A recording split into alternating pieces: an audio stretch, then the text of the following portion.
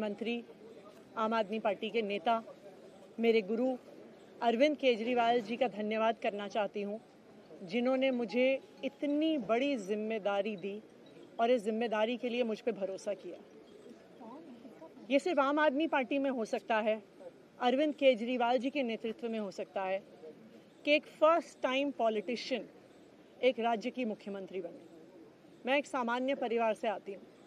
शायद किसी और पार्टी में होती तो चुनाव की टिकट भी नहीं मिलती, लेकिन अरविंद केजरीवाल जी ने मुझ पे भरोसा किया, मुझे विधायक बनाया, मुझे मंत्री बनाया और आज मुख्यमंत्री बनने की जिम्मेदारी दी है। मैं खुश हूँ कि अरविंद केजरीवाल जी ने मुझ पे इतना भरोसा किया है, लेकिन जितना सुख आज मेरे मन में है, आज उससे बहुत ज़्यादा दुख भी मेरे मन में है। दुख इसलिए कि दिल्ली के लोकप्रिय मुख्यमंत्री मेरे बड़े भाई अरविंद केजरीवाल जी आज इस्तीफा दे रहे हैं। मैं आज ये ज़रूर कहना चाहती हूँ आम आदमी पार्टी के सभी विधायकों की तरफ से, दिल्ली की 2 करोड़ जनता की तरफ से, कि दिल्ली का एक ही मुख्यमंत्री है और उस मुख्यमंत्री का नाम अरविंद केजरीवाल है। भारतीय जनता पार्टी ने पिछले 2 साल से अरविंद केजरीवाल जी को परेशान करने की, उनके खिलाफ षड्यंत्र रचने की कोई कसर नहीं छोड़ी। एक ऐसा आदमी जो अपनी IRS कमिश्नर की नौकरी ठुकरा सकता था, एक ऐसा आदमी जो एक नई पॉलिटिकल पार्टी से पहली बार चुनाव लड़के मुख्यमंत्री पद से इस्तीफा दे सकता था, ऐसे आदमी पर, ऐसे ईमानदार आदमी पर भारतीय जनता पार्टी ने भ्रष्टाचार के आरोप लगाए, झूठे केस किए, फर्जी केस किए, अपनी एजेंसीज ED को, CBI को उनके पीछे छोड़ दिया, उनको झूठे मुकदमे में 6 महीने तक जेल में रखा।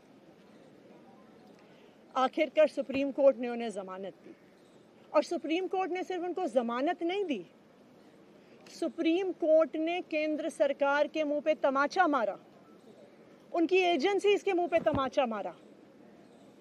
उन्हें कहा कि इनकी एजेंसीज, केंद्र सरकार की एजेंसीज एक पिंजरे में कैद तोते की तरह हैं और अरविंद केजरीवाल जी की गिरफ्तारी गलत थी। अगर अरविंद केजरीवाल जी की जगह कोई और मुख्यमंत्री होता, कोई और नेता होता, तो वो 2 मिनट नहीं सोचता मुख्यमंत्री की कुर्सी पे बैठने के बारे में। लेकिन अरविंद केजरीवाल जी ने वो किया जो आज तक इस देश का इतिहास तो छोड़िए, शायद दुनिया के इतिहास में किसी नेता ने ना किया हो। उन्होंने कहा कि मेरे लिए सिर्फ सुप्रीम कोर्ट का फैसला काफ़ी नहीं है, मैं जनता की अदालत में जाऊंगा। जब दिल्ली की जनता मुझे कहेगी कि हम तुम्हें मुख्यमंत्री के रूप में देखना चाहते हैं, जब दिल्ली की जनता कहेगी कि तुम ईमानदार हो, तब मैं मुख्यमंत्री की कुर्सी पे बैठूंगा। मुझे नहीं लगता कि हमें लोकतंत्र के इतिहास में ऐसा कोई त्याग का उदाहरण मिलेगा जो आज अरविंद केजरीवाल जी ने देश के सामने रखा है। दिल्ली भर में लोग बहुत दुखी हैं अरविंद केजरीवाल जी के इस्तीफे से। कल शाम मुझे एक बुजुर्ग महिला मिली, जब उन्हें खबर मिली थी कि अरविंद केजरीवाल जी ने इस्तीफा दे दिया है, वो रोने लग गई। उन्होंने कहा कि वो मेरे बेटे की तरह हैं, उसको इतना परेशान किया है, उसको इतना परेशान किया, उस पर झूठे केस लगाए। और उन बुजुर्ग महिला ने कहा कि मैं घर घर जाऊंगी, मैं घर घर जाके लोगों को कहूंगी कि मुझे अपने बेटे को ही मुख्यमंत्री बनाना है।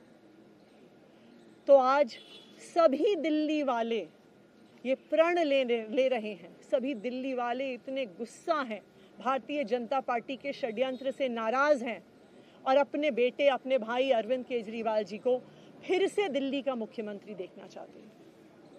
क्यों देखना चाहते हैं दिल्ली वाले अरविंद केजरीवाल जी को फिर से मुख्यमंत्री? क्योंकि उन्हें पता है कि अरविंद केजरीवाल ही ऐसे ईमानदार मुख्यमंत्री हैं जिनकी वजह से उन्हें फ्री बिजली मिली है। उन्हें पता है कि अगर अरविंद केजरीवाल जैसे ईमानदार व्यक्ति मुख्यमंत्री नहीं रहे तो उनको फ्री बिजली मिलनी बंद हो जाएगी। उन्हें पता है कि अरविंद केजरीवाल जैसे ईमानदार व्यक्ति अगर मुख्यमंत्री नहीं रहे तो उनके बच्चों के सरकारी स्कूल बदहाल हो जाएंगे। उनको पता है कि अरविंद केजरीवाल जैसे ईमानदार व्यक्ति अगर मुख्यमंत्री नहीं रहे तो जो अस्पतालों में सरकारी अस्पतालों में अच्छा इलाज मिलता है, मुफ्त दवाइयाँ मिलती हैं, वो बंद हो जाएंगी। उन्हें पता है कि अगर अरविंद केजरीवाल जी मुख्यमंत्री नहीं रहे तो मोहल्ला क्लिनिक बंद हो जाएगी। अरविंद केजरीवाल मुख्यमंत्री नहीं रहे तो दिल्ली में महिलाओं की फ्री बस यात्रा बंद हो जाएगी, बुजुर्गों की तीर्थ यात्रा बंद हो जाएगी।